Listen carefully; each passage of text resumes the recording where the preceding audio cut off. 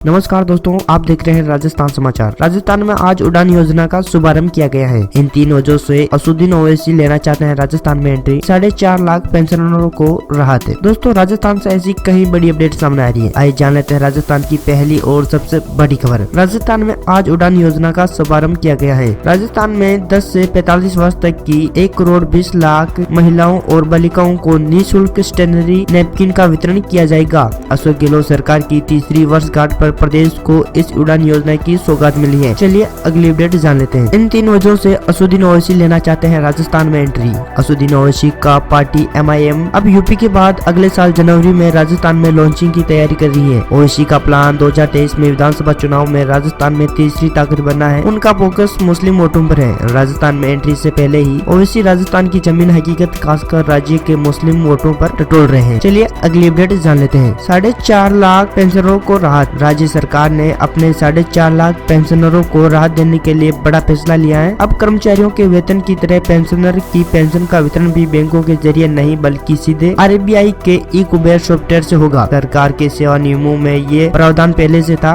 लेकिन ट्रेजरी पर काम के बोझ के चलते इसे लागू नहीं किया गया था। अब सरकार की सभी ट्रेजरियां ऑनलाइन सिस्टम पर मैनेजर से जुड़ चुकी हैं, इसलिए वेतन की तरह अब पेंशन वितरण की जिम्मेदारी 1 जनवरी 2022 से ट्रेजरी को दी जा रही है। इसके 2 फायदे होंगे। बैंक स्तर पर देरी नहीं होगी। ट्रेजरी से पेंशन व DA डिवाइजर होने के बाद बैंक फाइल का झंझट भी खत्म हो जाएगा। चलिए अगली अपडेट जान लेते हैं। राजस्थान में शीत का शहर कपा देने वाली सर्दी। राजस्थान में सर्दी का सितम आम आदमी के लिए परेशानी का कारण बन गया है। पहाड़ों से आने वाली बर्फीली हवाओं से तापमान में बड़ी गिरावट आई है। इसी वजह से प्रदेश में 6 जिलों में तापमान माइनस में चला गया। वहीं मौसम विभाग के अनुसार राजस्थान में अगले 48 घंटों में सर्दी का सितम और बढ़ने की संभावना है। शेखावटी अंचल, hill station, mount Abu, Jaipur समेत कई जगह खुले इलाकों में बर्फ जम गई है। वहीं बीती रात सबसे कम तापमान फतेहपुर में -5.2 दर्ज किया गया है, जो इतिहास में अब तक का सबसे कम है। चलिए अगली अपडेट जान लेते हैं। राजस्थान से जुड़ी लंबी दूरी की इन 13 ट्रेनों से कर सकते हैं आप बिना रिजर्वेशन के सफर। कोरोना के लगातार कम होते असर के बाद अब रेल यात्रियों के लिए अच्छी खबर सामने आ रही है। उत्तर पश्चिम रेलवे ने 13 ट्रेनों में अनारक्षित टिकट की सुविधा फिर से शुरू कर दी है। इसमें लंबी दूरी की ट्रेनें भी शामिल है।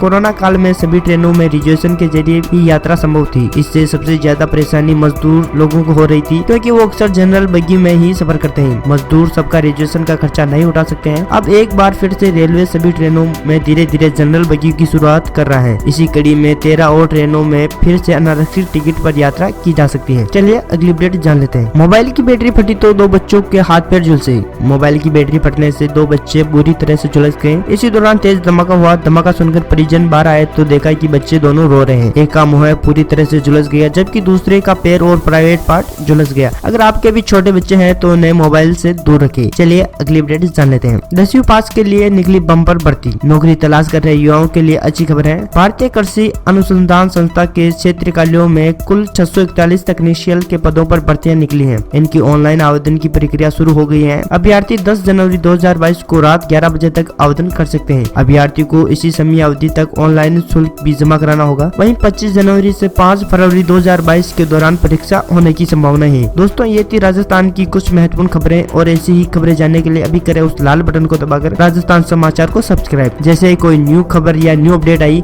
सबसे पहले जानकारी आपको मिले। जय हिंद, जय भारत, वंदे मातरम।